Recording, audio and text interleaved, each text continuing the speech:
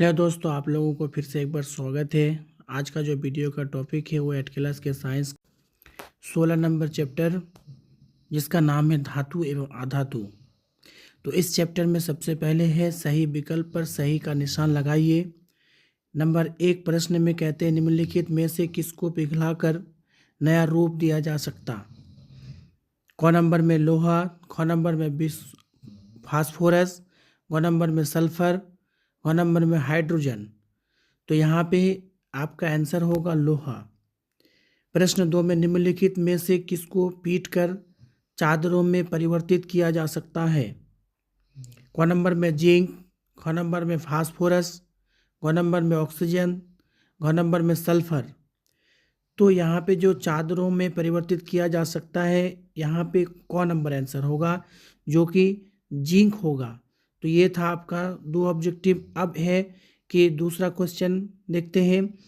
प्रश्न 3 में निम्नलिखित में किसको पतले तार में परिवर्तित कर सकते हैं। क नंबर में सल्फर, ख नंबर में सोना, ग नंबर में फास्फोरस, घ नंबर में कार्बन। तो यहाँ पे कहते हैं कि पतले तार में परिवर्तित कर सकते हैं। यहाँ पे आंसर होगा ख नंबर सोना। 4 नंबर में निम्नलिखित में कौन सी धातु मानव रक्त में पाई जाती है। एक क नंबर में लोहा, ख नंबर में सोना, ग नंबर में तांबा, घ नंबर में चांदी। धातु मानव रक्त में पाई जाती है, उत्तर होगा लोहा। 5 नंबर निम्नलिखित में से किसको पिघलाकर नया रूप दिया जा सकता है। क नंबर में लोहा, ख नंबर में फास्फोरस, ग नंबर में सल्फर, घ नंबर में हाइड्रोजन। तो यहाँ पे आपको इसका आंसर होगा लोहा। तो ये था आपका ऑब्जेक्टिव जिसमें हम आपको सही और गलत जो है बता के दिए। तो अब देखते हैं कि दूसरा क्वेश्चन कौन सा होता है। प्रश्न 2 रिक्त स्थानों की पूर्ति कीजिए। तो यहाँ पे आपको खाली जगह भरने को कह रहा है जिसमें हम आपको खाली जगह फिल करके दिए हैं। प्रश्न 1 में सबसे पुराना धातु तांबा है, यहाँ पे खाली जगह तांबा हो जाएगा। नंबर 2 चांदी एल्यूमिनियम पतली पर्णिकाओं का उपयोग चॉकलेट के लपेटने में होता है, यहाँ पे चांदी एल्यूमिनियम हो जाएगा खाली जगह। नंबर 3 में सभी धातु तन्य होती है, यहाँ पे धातु हो जाएगा। नंबर 4 में पारा एक द्रव धातु है, यहाँ पे खाली जगह में पारा हो जाएगा। अब यहाँ पे है प्रश्न 5 ग्रेफाइट एक धातु अधातु है परंतु विद्युत का सुचालक है, यहाँ पे ग्रेफाइट खाली जगह में हो जाएगा। ये था आपका प्रश्न 2 जिसमें खाली जगह भरने को कहा गया था। अब प्रश्न 3 यदि कथन सही है तो टी का मतलब होता है ट्रू, और यदि गलत है तो कोष्ठक में मतलब ब्रैकेट में एफ का मतलब होता है फॉल्स। उत्तर 1 नंबर सामान्यतः आधातु अम्लों में अभिक्रिया करते हैं, तो यहाँ पे गलत हो जाएगा फॉल्स। 2 नंबर में सोडियम बहुत अभिक्रियाशील धातु है, सही है।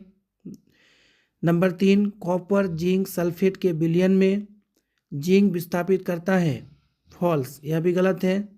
नंबर 4 लकड़ी ऊष्मा का सुचालक है, ये कभी नहीं हो सकता है, फॉल्स। 5 नंबर कोयले को खींचकर तार प्राप्त किया जा सकता है, ये भी गलत है। तो ये था आपका प्रश्न 3 जिसमें ट्रू और फॉल्स मतलब सही और गलत का निशान लगाने के लिए कहा गया था, जिसमें आपको यहाँ पे 5 क्वेश्चन में पाँचों में सही गलत का चिन्ह हम आपको लगा के दिए हैं। तो अगर मेरी वीडियो आपको अच्छा लगता है तो आप अंत तक जरूर देखिएगा और लाइक भी कीजिएगा, शेयर कीजिएगा, अपने दोस्तों को बताइएगा। चलिए अब देखते हैं दूसरा क्वेश्चन इस चैप्टर में कौन सा है।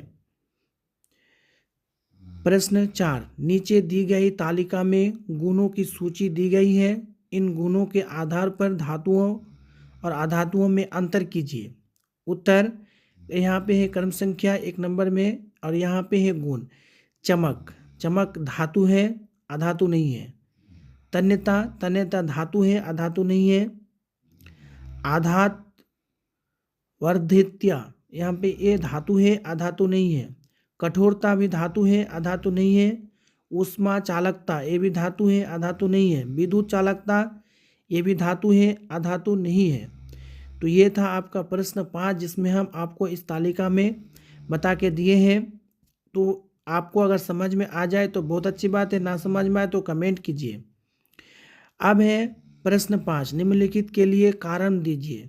तो इसमें प्रश्न क में कॉपर जिंक के उसके लवण के विलयन से विस्थापित नहीं कर सकता।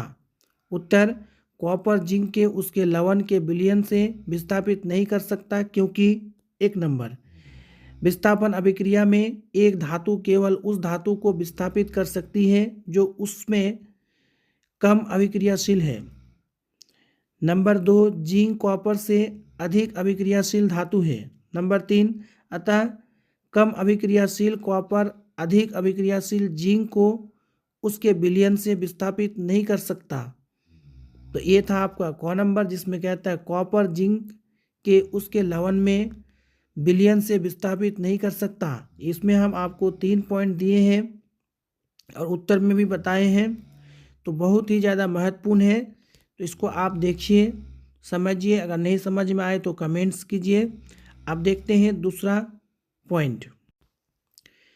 प्रश्न ख, फास्फोरस को पानी में रखते हैं जबकि सोडियम और पोटेशियम को मिट्टी के तेल में रखा जाता है, ऐसा क्यों?